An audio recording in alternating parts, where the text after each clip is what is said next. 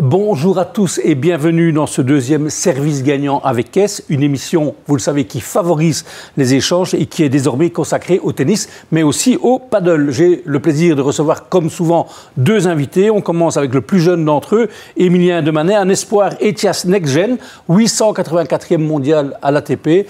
Bonjour Emilien et bonjour. Bienvenue. À vos côtés, Benjamin Verhagen qui a différentes casquettes, puisque vous êtes, Benjamin, président du Tennis Club de Caen, organisateur d'un tournoi FIP de paddle, on va y revenir. Et vous êtes papa aussi de deux jeunes espoirs paddle, à savoir Elliot et Jules, si je ne m'abuse. Bonjour Benjamin et bienvenue dans cette émission. Bonjour, merci. Allez, on va commencer avec du paddle, puisqu'il y a eu le plus gros tournoi de paddle de Belgique à Tour-et-Taxis, un formidable endroit pour avoir des matchs vraiment extraordinaires. Et pour vous prouver que je ne vous mens pas en disant cela, on va voir maintenant un des plus beaux points de la finale masculine de ce tournoi paddle premier. On regarde.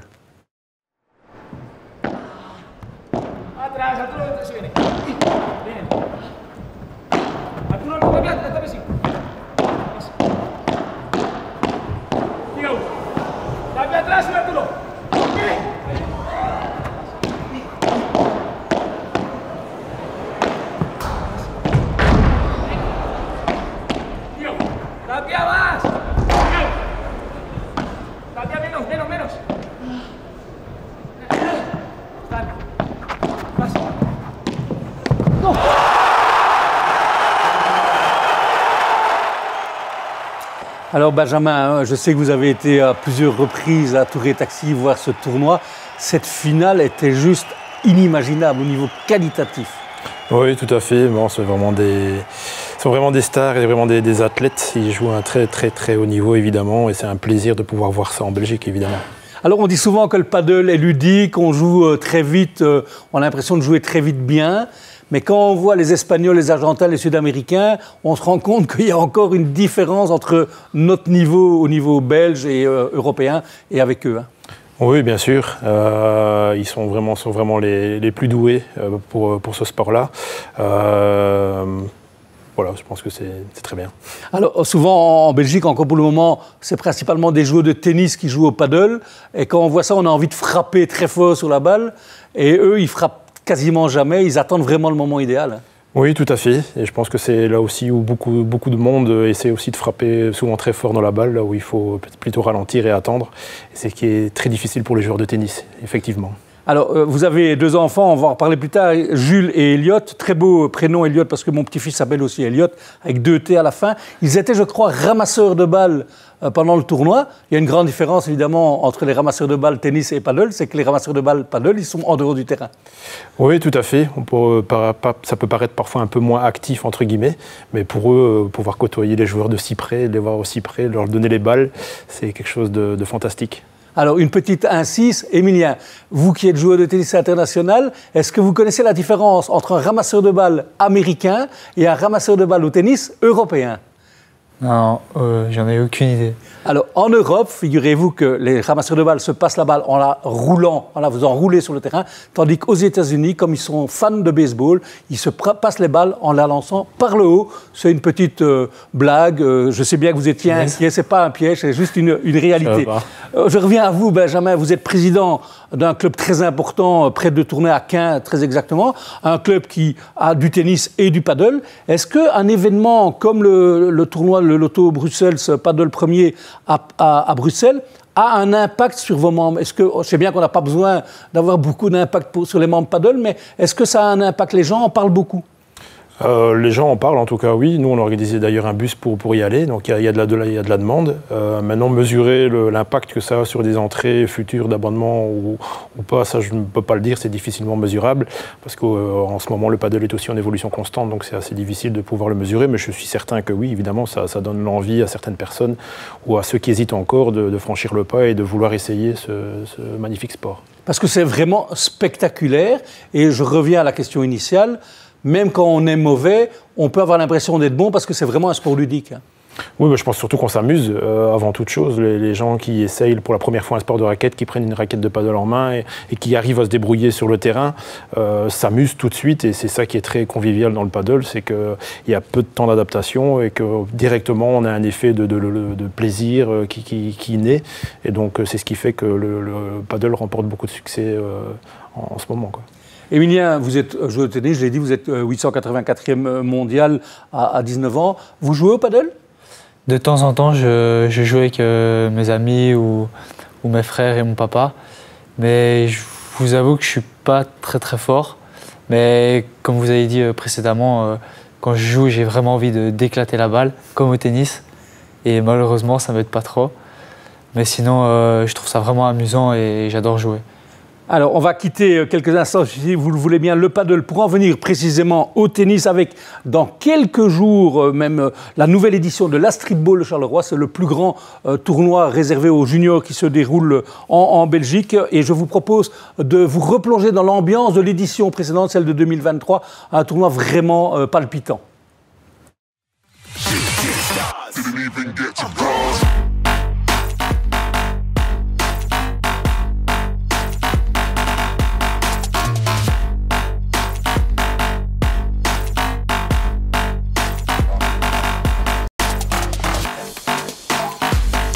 Bonjour tout le monde, bienvenue à l'Astrid Ball. Je suis Yassine Dial, je suis le président de l'Astrid Ball et je vous propose tout de suite de me suivre.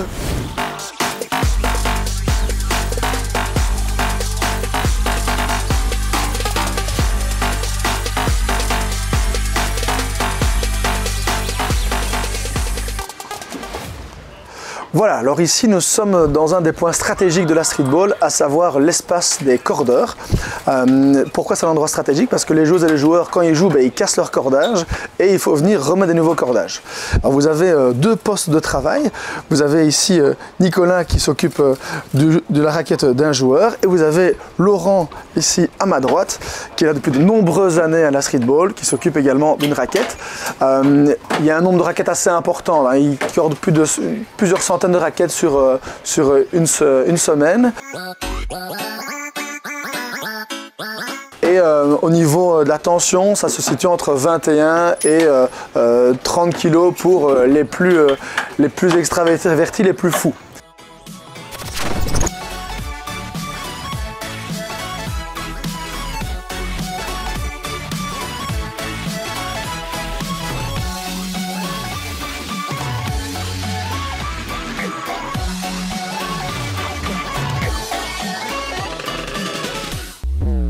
Nous avons 6 terrains à disposition dans un cadre extraordinaire. 3 terrains d'un côté de l'autre, ici les cours 1 à 3 et 3 terrains juste derrière, les cours 4 à 6.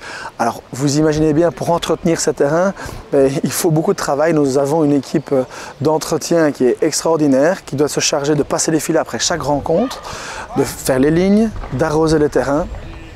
Également de s'occuper de toutes les petites réparations nécessaires quand il y a des trous ou un filet qui est cassé.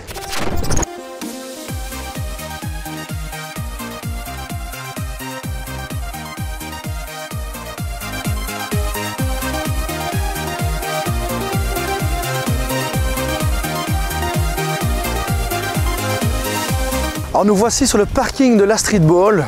Vous voyez déjà un vaste parking qui est bien occupé aujourd'hui. Quelques chiffres sur l'Astrid pour que vous compreniez un peu mieux. Donc il y a une soixantaine de personnes qui travaillent pendant 10 jours pour pouvoir contribuer au bon résultat et au bon succès de l'Astrid Ball. Et nous avons également des chauffeurs. Vous voyez une navette qui vient d'arriver ici à l'instant. Donc on a 7 véhicules qui nous sont fournis par notre partenaire pour véhiculer les joueuses, les coachs et leur entourage. Les chauffeurs sont à pied d'œuvre dès 7 h du matin et jusque 22 h, même 23 h parfois. Et donc vous allez voir, ça va, ça vient, on dépose et on repart. Alors pourquoi il y a besoin d'autant de navettes? Pour véhiculer les joueuses et les joueurs du club vers leurs hôtels, mais aussi vers les clubs partenaires avec lesquels nous travaillons pour les cours d'entraînement, mais aussi pour les cours de match. Pour que vous compreniez bien, sur l'Astrid Ball, nous avons plus de 180 joueuses et joueurs au début du tournoi avec les qualifications. Et donc avec les 6 terrains ici, c'est évidemment pas suffisant. 43 nationalités nationalités représentées. C'est 2000 bouteilles d'eau aussi, la streetball. Comme je vous ai dit tout à l'heure, il y a plusieurs centaines de raquettes qui sont recordées ici. Et donc, c'est cette navettes qui sont essentielles pour le bon fonctionnement du tournoi.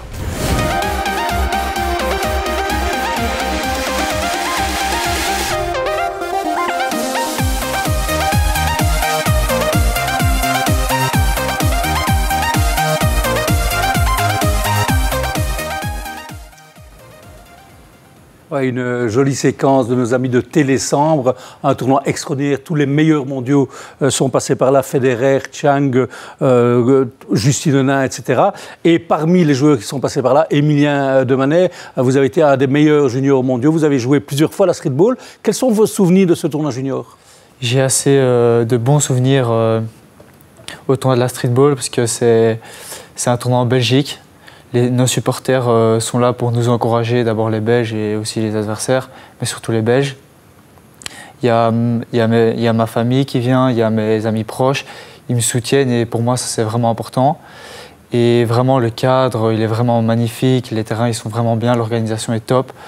Et jouer vraiment un grand tournoi junior dans son pays, je trouve que c'est un avantage et c'est vraiment chouette. Et en plus, c'est juste avant le tournoi junior de Roland-Garros, donc évidemment, il y a beaucoup de gens qui viennent. Alors, malheureusement, Emilien, on le sait, vous avez été blessé, vous n'avez pas pu jouer votre dernière année junior à fond, mais depuis que vous êtes revenu, en compétition, vous avez joué les tournois internationaux, et ça s'est plutôt bien passé, non?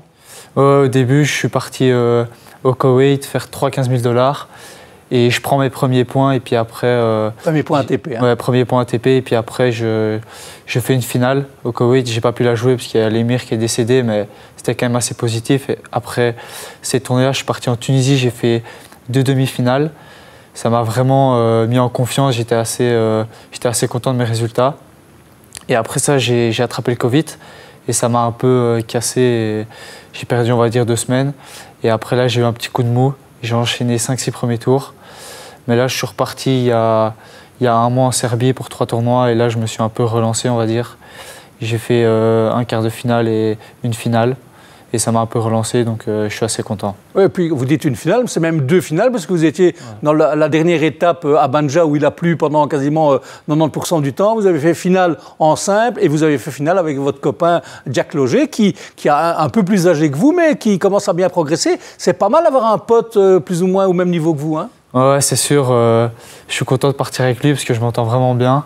Et en plus de ça, on se tire un peu vers le haut, parce que la deuxième semaine, il fait demi-finale, je fais quart. Donc la semaine d'après, j'ai envie de faire mieux, où on se tire vraiment vers le haut. Donc c'est vraiment chouette de partager ces moments avec lui. On en parlera dans la prochaine émission. Vous allez sans doute vous retrouver, Jack et vous, aux 25 000 $, organisé d'ailleurs par le papa de Jack Loger, Nicolas Loger, au Léopold, le Léopold Club, qui est le club vraiment mythique du tennis belge, qui va réorganiser un tournoi international. On y reviendra. Emilien, les gens ne comprennent pas toujours. C'est quoi la grande différence entre le tennis en junior, où vous avez été top 25, et le tennis senior? C'est vraiment 2 mondes différents? Je trouve que, enfin, on va pas dire que c'est 2 mondes différents, mais il y a quand même une différence, parce que dans les juniors, on est tous en dessous de 18 ans, donc on a plus ou moins le même âge et la même maturité.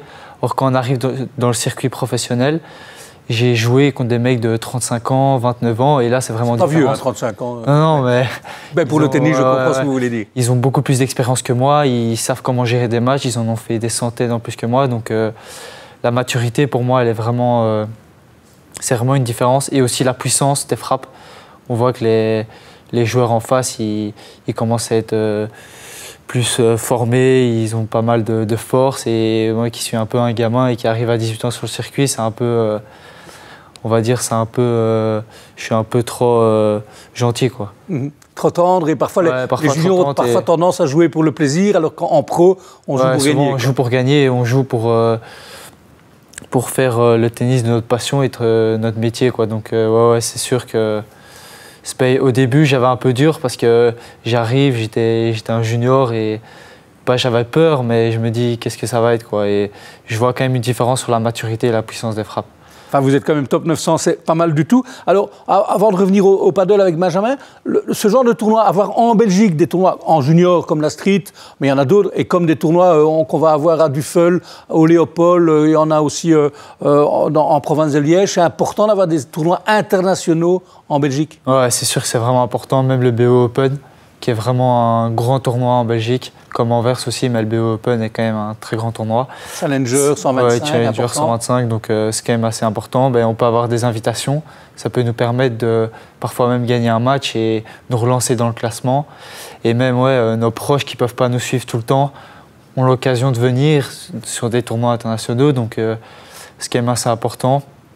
Et je trouve aussi que la streetball, c'est quand même un des tournois mythiques, on va dire, en Belgique en junior, parce que c'est juste avant Roland-Garros, et en plus de ça, c'est le cadre et tout, c'est vraiment chouette. Donc tous les tournois en Belgique, c'est vraiment super chouette, et il en faudra encore de plus en plus. Mais bon. Alors, on passe justement à Benjamin. Benjamin, vous allez organiser dans quelques semaines, au mois de juillet, si je ne m'abuse, un tournoi pour jeunes international, un FIP Promises, si je ne m'abuse. C'est quoi, expliquez un petit peu à nos téléspectateurs, c'est quoi un tournoi Promises? Donc ça fait partie du circuit de la FIP donc au niveau mondial. C'est un circuit qui est spécialement dédié aux jeunes, donc des U14, des U16, des U18, qui peuvent venir du monde entier. Donc voilà, c'est un peu comme le circuit senior ou même junior, en tout cas en tennis, avec des jeunes qui viennent d'un peu partout. Ben là, c'est la même chose, mais au niveau du padel. Et donc ça va se passer à Caen. À quelle date exactement?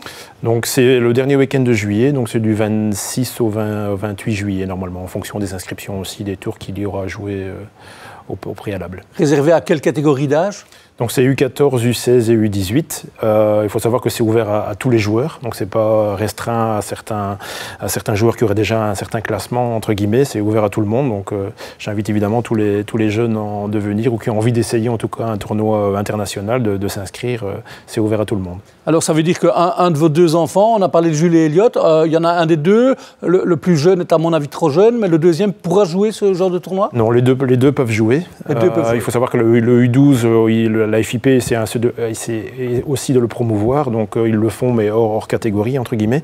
Mais Jules a 12 ans, donc il va participer en première année U14, et Elliot a eu 14 ans, donc il va passer en première année U16. Alors quand on dit FIP, pour ceux qui ne le sauraient pas, Fédération internationale de paddle, U12, U14, U16, c'est la catégorie d'âge. Alors on dit souvent moins de 12, mais en fait c'est les joueurs de 12 ans et moins, les joueurs de 14 ans et moins, etc. etc. Alors, sauf erreur de ma part, vos deux enfants font partie de l'élite belge, ils sont dans les meilleurs de leur catégorie en Belgique. Ça veut dire qu'ils sont dans l'environnement de Paddle Belgium, ils s'entraînent, ils pourraient jouer dans les équipes nationales? Oui, pour l'instant, ils sont sélectionnés par Paddle for Belgium et ils participent aux divers rassemblements de Paddle for Belgium. Maintenant, les compétitions au niveau Belgique, cette année-ci, il y aura les championnats d'Europe au mois de septembre, donc on verra s'ils participeront ou pas. Ils sont en première année aussi, donc il faut savoir que voilà, c'est plus difficile par rapport surtout à cet âge-là, des enfants qui sont plus développés physiquement, d'aller jouer à ce niveau-là, parce qu'évidemment, ils jouent contre les nations du monde entier, donc on tombe aussi sur des niveaux très, très impressionnants. Alors, ce sont des tournois qui demandent, j'imagine, un investissement évidemment temporel. Ça prend beaucoup d'énergie, mais ça prend aussi beaucoup d'argent. Oui, bien sûr, ça prend de l'argent. Ça tout dépend de ce qu'on veut mettre en place dans son tournoi, ce qu'on veut en faire, comment on veut accueillir les joueurs et tout ça. Donc, on va essayer de faire un maximum pour que les jeunes, les joueurs et les accompagnants gardent un très bon souvenir et aient envie de revenir les fois suivantes si on décide de continuer à en organiser. Il y a de plus en plus de tournois internationaux de paddle en Belgique. Il y a bientôt à Zétrudumain, à la Cure, un tournoi, je n'ai plus le nom en tête, mais c'est pour adultes. Une promesse, c'est ça? Promotion, pardon. Il y a un tournoi à Gand, bientôt pour les Promises aussi. Donc, il y a de plus en plus de tournois internationaux aussi, comme en tennis?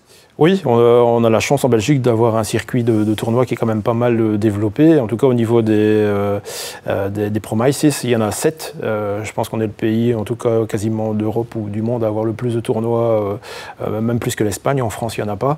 En Belgique, on en aura 7, un en Wallonie chez nous et les autres en Flandre. Mais oui, c'est franchement très bien pour les jeunes de pouvoir jouer chez eux, d'avoir leur famille à côté d'eux et pour nous aussi les parents de ne pas devoir toujours courir même déjà à cet âge-là dans des nations voisines. C'est très important effectivement de pouvoir les confronter au niveau international pour qu'ils se rendent compte aussi eux-mêmes que même si pour l'instant on parle beaucoup paddle et que ça allait entre guillemets facile, qu'il y a ailleurs un niveau qui est encore très différent. Donc 2 rendez-vous, la streetball la semaine du 27 mai et pour le paddle la dernière semaine de juillet. Et vous aurez vu que Benjamin prononce mieux en anglais que moi. C'est Promises, c'est pas Promises. Merci Benjamin. Allez, on passe aux news et on commence avec les news tennis. On a parlé de la streetball qui, je l'ai dit, a lieu la première semaine de Roland Garros. Et bonne nouvelle, ça fait plaisir d'avoir une bonne nouvelle pour David Goffin puisque David Goffin fera partie du tableau final de Roland Garros puisque, vous le savez, au moment du cut, il était 2e entrant et il y a eu 2 forfaits. Je ne vais pas dire heureusement parce que c'est malheureux évidemment pour les joueurs qui ne joueront pas Roland Garros, mais David fera partie du tableau final, donc il jouera probablement dimanche, lundi ou mardi de la première semaine. Zizou Bergs, malheureusement, lui, ne sera pas dans le tableau final de Roland Garros, sauf s'il y a vraiment une hécatombe dans les 2 ou 3 jours qui viennent, ce serait très étonnant. Il fera les qualifs comme Joris Delors, mais Zizou, il a eu un moment incroyable il y a quelques jours puisqu'il a joué contre Rafael Nadal à l'ATP 1000 de Rome. À Rafael Nadal, certes diminué, mais Zizou l'a poussé dans les derniers retranchements puisqu'il n'a perdu qu'au 3e set. Et Zizou qui, normalement, lui, sera dans le tableau final de Wimbledon puisqu'il est plus ou moins 98, 99e. Il sera probablement en 98, 99 lundi au moment de la sortie des prochains tournois. Et il y a eu pas mal de très bons résultats au niveau francophone. On a parlé des résultats d'Emilien il y a quelques minutes, mais Raphaël Collignon a fait de très bons résultats. Il a gagné 25 000 $ d'affilée, c'est pas mal, surtout qu'on sait que comme Emilien, il est revenu de blessure, donc c'est bien. Et Gauthier Onclin a réussi pour la première fois à se qualifier pour une finale d'un tournoi Challenger, c'était à Prague il y a quelques jours, donc vraiment les résultats des francophones commencent à être très bons, et à un niveau plus jeune, beaucoup plus jeune même, puisque on passe en U12, hein, je vous ai expliqué ce que c'était, je ne vais pas recommencer. Lucas Godot de Chapelle, le joueur de Chapelle, a gagné tout simplement un tournoi U12 qui se déroulait, je ne sais plus exactement où, mais c'était en tout cas une très belle performance de Lucas Godot. Donc ça veut dire, vous savez, on regarde souvent les résultats de l'élite, des meilleurs joueurs mondiaux, mais pour connaître la valeur d'un tennis national, il faut vraiment regarder en profondeur. Et là, je vous dis, avec Emilien, avec Raphaël, avec David, avec Zizou, on a vraiment de très bons joueurs. Avec Lucas,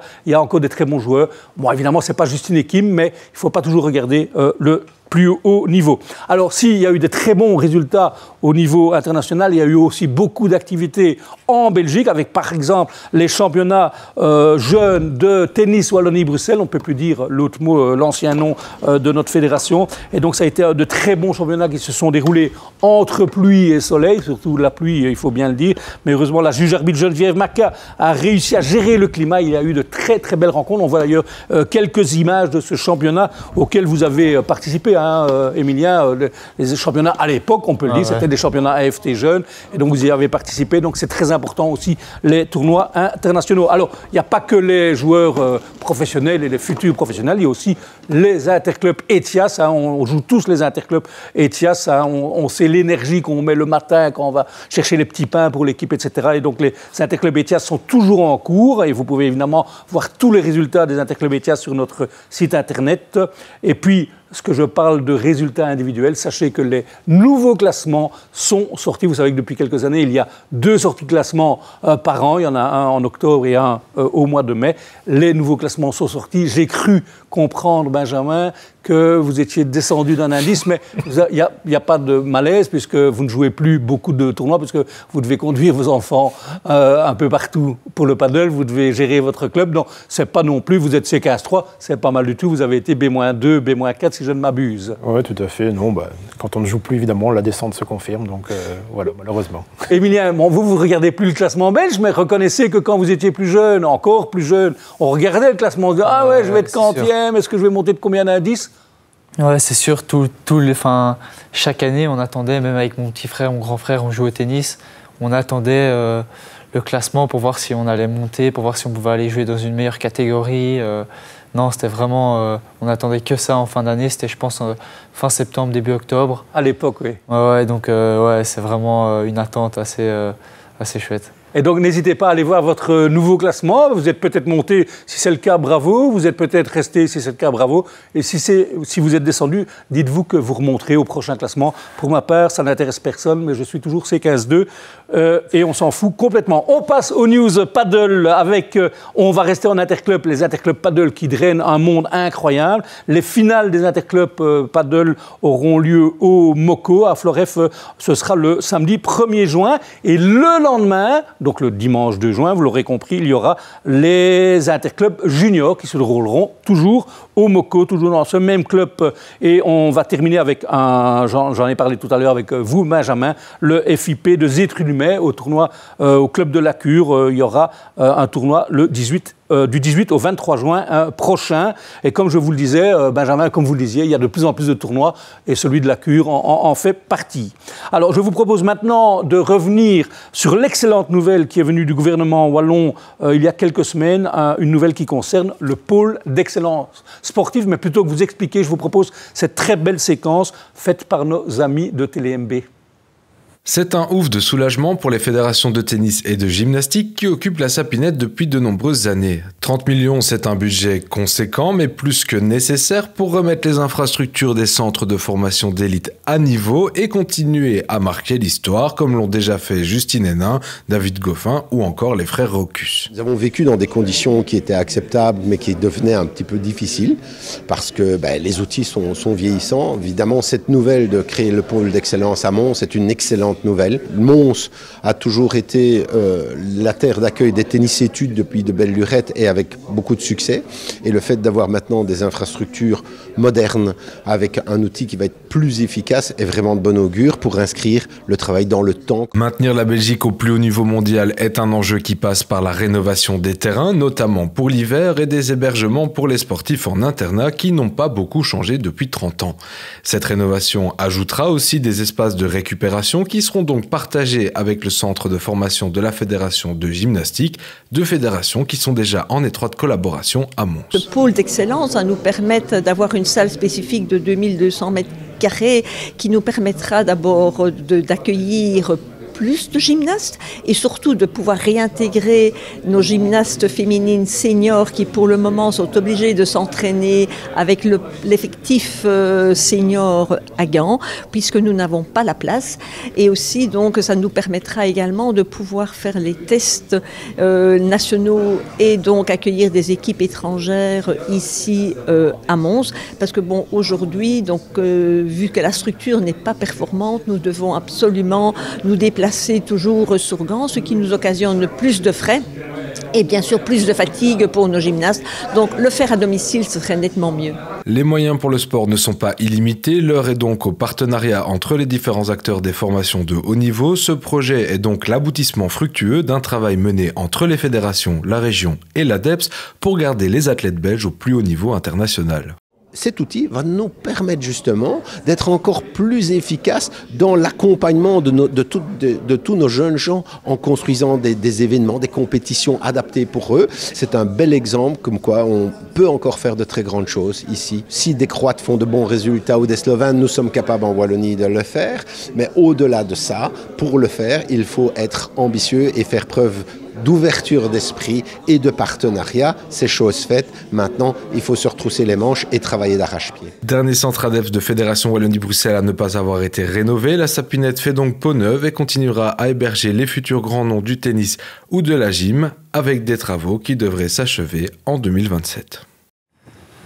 Effectivement, on espère en octobre 2027, donc on va dire en début 2028, la sapinette de Mons qui est à quelques centaines de mètres d'ici, ce sera vraiment un centre sportif gymnastique, tennis, mais aussi d'autres sports, dont des sports aquatiques. Ça va être vraiment merveilleux. Allez, avant de conclure, je vais vous parler du Kidnoy Junior Tour, un Kidnoy Junior Tour qui propose, vous le savez, plus de 250 tournois sur la saison, des tournois évidemment réservés aux jeunes. Dans quelques jours, Tennis Wallonie-Bruxelles va lancer la grande campagne qui permettra à ces jeunes joueurs de gagner des prix quel que soit leur résultat. Même s'ils perdent au premier tour, ils auront des cadeaux. Et plus ils participeront à des tournois, plus ils auront de la chance de gagner des beaux cadeaux. Toutes les infos dans quelques jours, voire une semaine, sur notre site et sur nos réseaux sociaux. D'ores et déjà, sachez qu'il y aura pas mal de surprises. Et puisqu'on est à Mons pour l'enregistrement de cette émission et que je parle de Kinnoy, figurez-vous que c'est bientôt la Ducasse de Mons, le Doudou. Et le vendredi soir, en concert, il y aura Yannick Noah, ancien vainqueur de Roland-Garros, et Kinnoy, ce qui prouve bien que le tennis est un sport important à Mons, puisque Yannick Noah et Kinnoy lanceront le Doudou d'ici une grosse semaine. Voilà qui conclut sur ce clin d'œil notre 10e service gagnant avec S. Merci à nos deux invités. Émilien, bonne chance pour la suite de la saison. Je suis certain qu'elle sera bonne. Benjamin, bonne chance pour vos enfants. Bonne chance évidemment pour votre tournoi à Caen. On sera présent avec Service Gagnant et on fera des images. Comme ça, on pourra en parler en septembre dans le retour de cette émission. Mais je suis sûr que ce sera un magnifique tournoi. Merci aux médias de proximité, Télé-Sam, Télé-MB, pour les images qu'ils nous ont procurées. Merci évidemment à Premier Paddle qui a accepté que nous diffusions le merveilleux point que vous avez vu en début d'émission. Merci évidemment à toutes les équipes de TéléMB qui nous accueillent et qui réalisent de main de maître cette émission. Et merci bien sûr à vous tous pour votre fidélité. Bon Roland-Garros et n'oubliez pas, les classements sont disponibles. Quel que soit votre classement, ce qui compte, c'est de s'amuser sur un terrain. Il faut évidemment essayer de gagner. Mais si vous perdez, ça n'est vraiment pas grave parce que si vous perdez, quelqu'un d'autre a gagné. Bonsoir à tous, au revoir à tous. Cette émission est visible sur YouTube et sur nos réseaux sociaux. À très vite.